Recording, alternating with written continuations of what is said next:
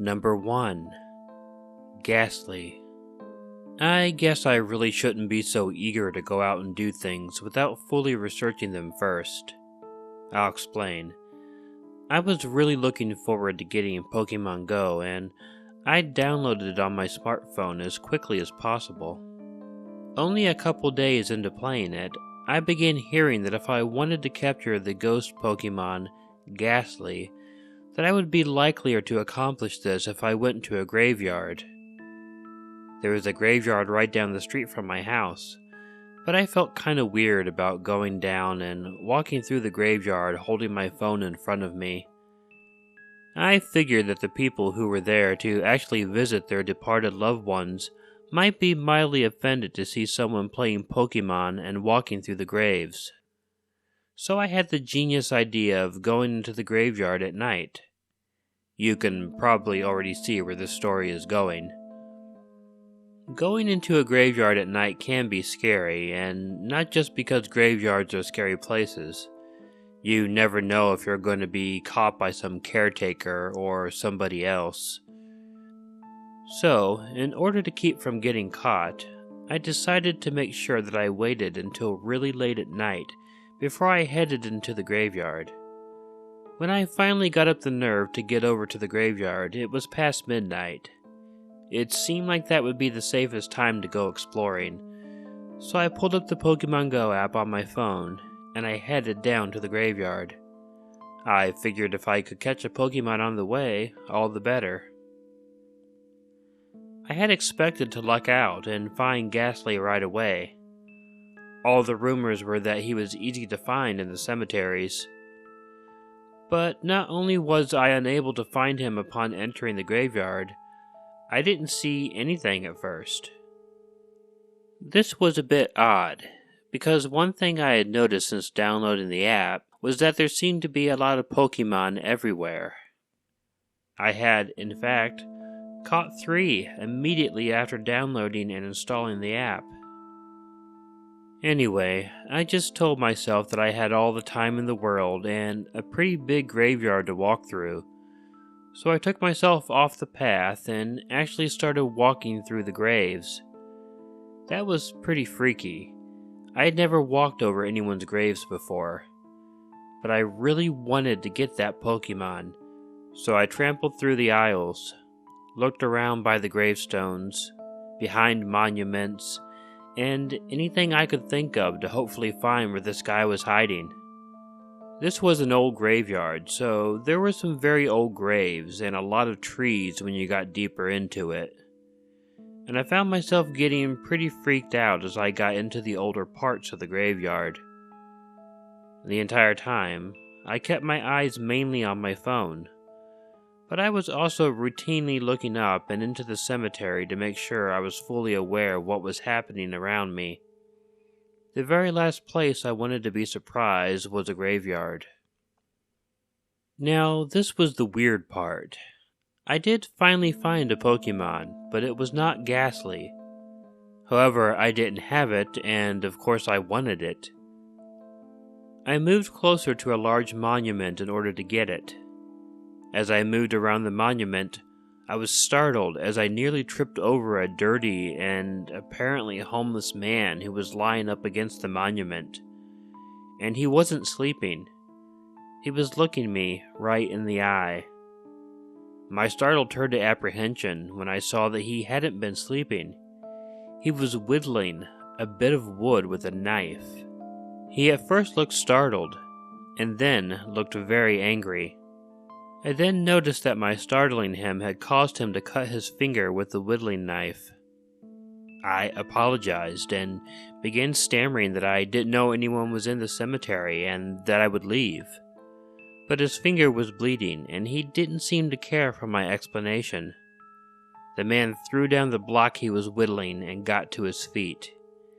He had gotten a lot of blood all over his hand, and he said the strangest thing to me. "You need to replace my blood." It then became very clear that he was going to attack me with the knife. I turned and ran down the aisle of the graves, looking for the path that would lead me back out of the cemetery. The homeless man had lunged after me, and he ran after me. I checked over my shoulder a few times and was fortunate that he wasn't nearly as mobile as I was, and I was able to get back to the path and far enough ahead of him that he obviously gave up. I, however, didn't stop running until I got home, scared out of my mind.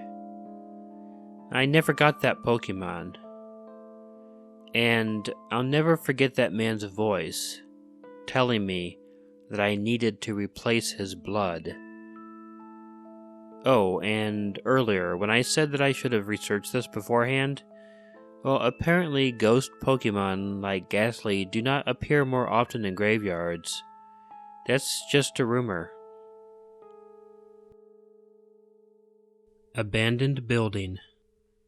I began playing Pokemon Go right away. I had never actually played any sort of Pokemon game before, but something about catching Pokemon in the real world seemed really fascinating and fun to me. I guess this probably sounds really lame, but when I caught on to the way the game was played, I honestly began to feel like I was a real Pokemon catcher or whatever. Plus, I just graduated from high school and have about a month and a half before college starts, and I wanted to spend my free time doing something different and relatively pointless. Because I really don't have a lot of other things to do, I was able to collect an awful lot of Pokemon in a really short time. That sort of caused the game to get mildly boring at first. However, I realized that in actuality, it could only make the game more fun, because it gave me a whole lot of time to try and actually search for the more hidden ones.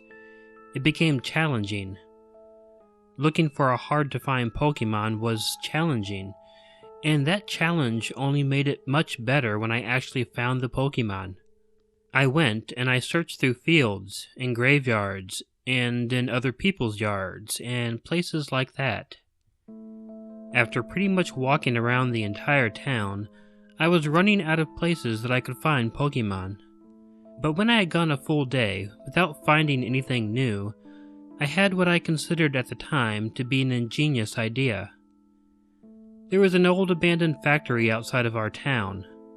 I thought I should go out to that building and see if I could find any rare creatures. I was fortunate that there was nothing that was keeping me off of the property that the building sat on.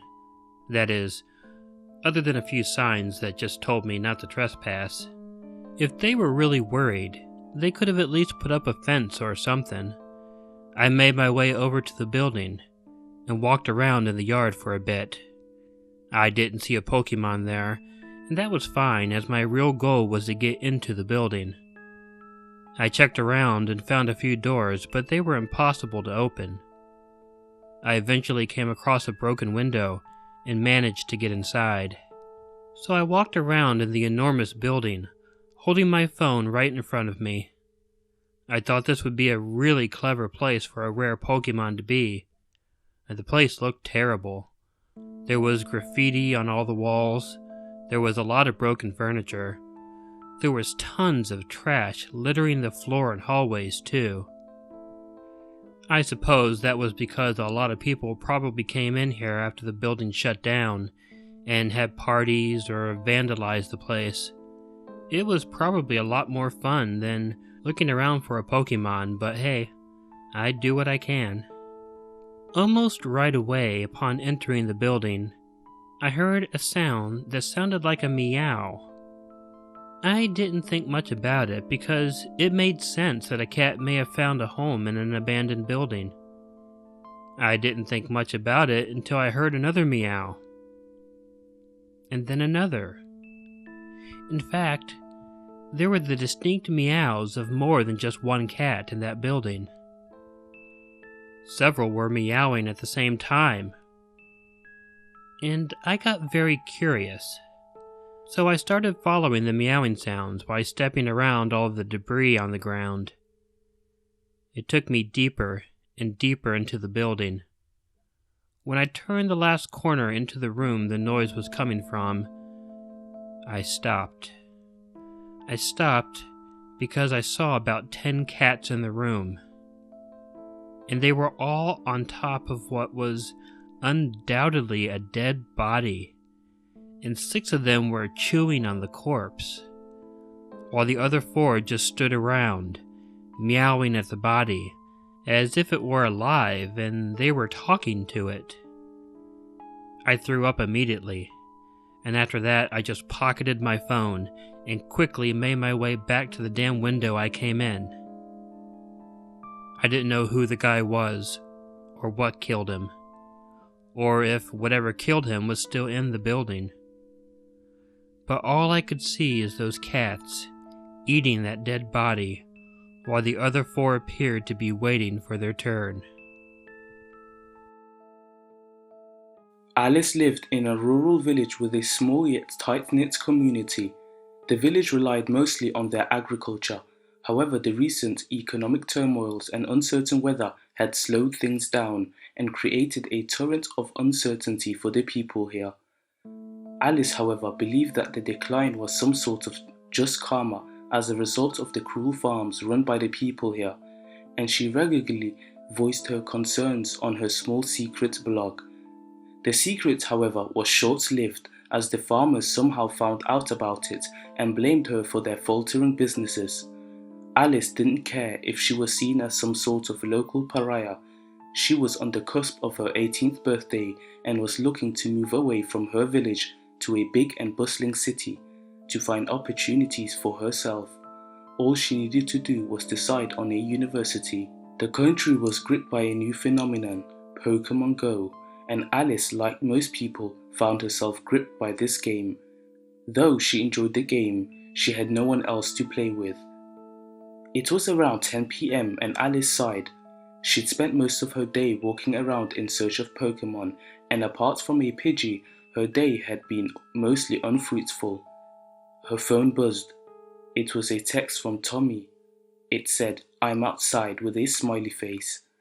Tommy was her best friend. She'd known him since the age of 3 and was the only one who wasn't giving her the cold shoulder.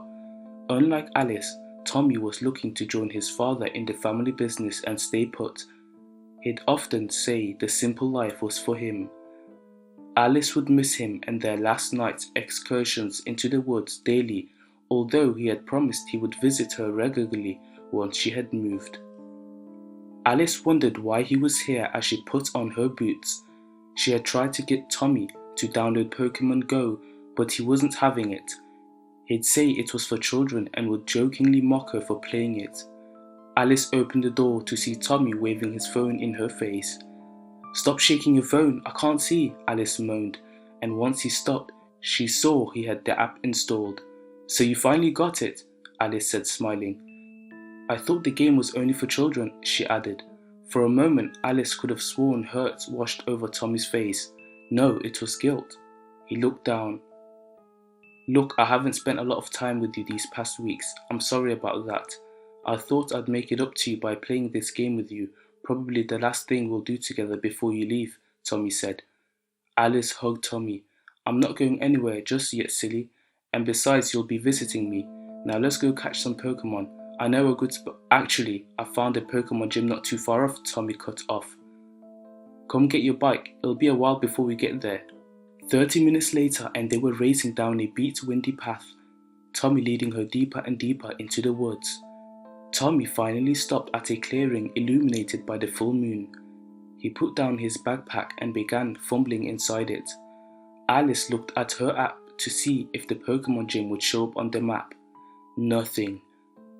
Are you sure we're in the right place, Tommy? And why did you bother not to bring a backpack?" she said.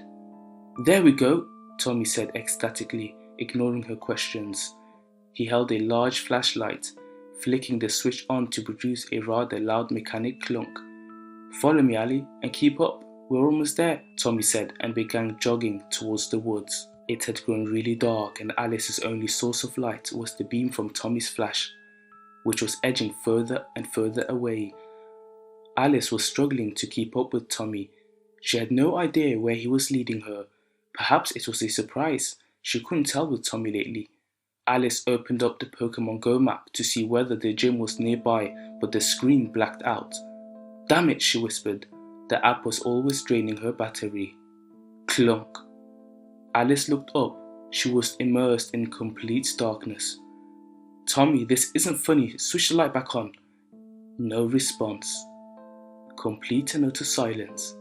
She didn't want to raise her voice. Who knew what lurked in these woods? Fine, be like this, Alice said. She just about had it. She wasn't going to play his stupid game. Alice turned back and began to retrace her steps, ever so mindful of her surroundings. The only sounds she could hear were the plant's litter being crushed beneath her boots. The sound permeated the lush surroundings for a time, like the note of a woodland sprite transmuted into pure music.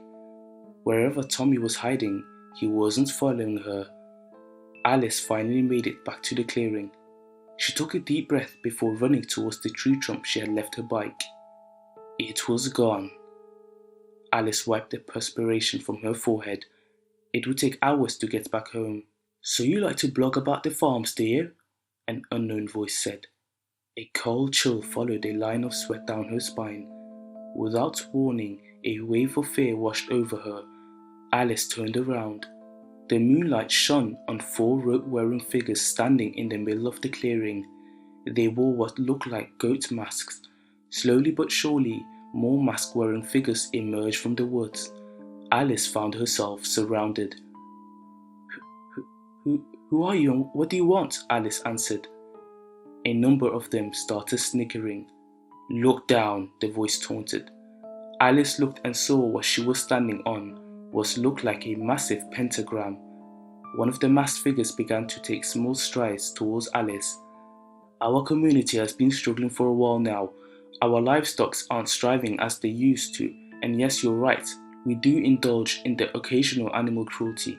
The raucous rippled across the small crowd that was now starting to gather. The voice continued. You see, we've been making do with our smaller animals, chickens, the occasional goat. But it's been decades since a human has been sacrificed. No wonder we haven't seen any real changes. Tommy, come out here, boy. A smaller figure stepped out from the crowd, removing his mask once he got to the front. His face betrayed no emotions.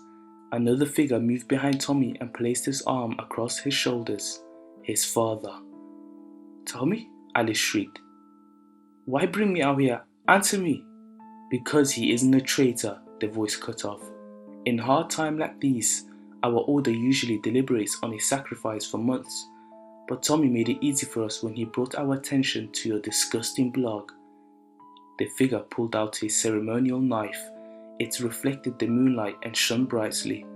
I thank your parents for giving us their blessing. Hey all, Killer Orange Cat here. If you like this video, please let me know by hitting the like button. If you're not already subscribed to Killer Orange Cat, please hit the button next to the tabby so you'll be informed of new content. Then, please click the link to visit Shudder Island to watch the other part of our collaboration of Pokemon Go stories. Please make sure to subscribe while you're over there. I want to thank everyone for being patient the past couple weeks. I know I've had a severe lack of content, but that is going to change for the second half of July. There's been a lot going on, and things are finally calming down, and I have a bunch of stories and a bunch of collaborations coming your way. In the meantime, though, please remember to check in your closet and check under your bed, because you never know where a Killer Orange Cat might be hiding. Good night.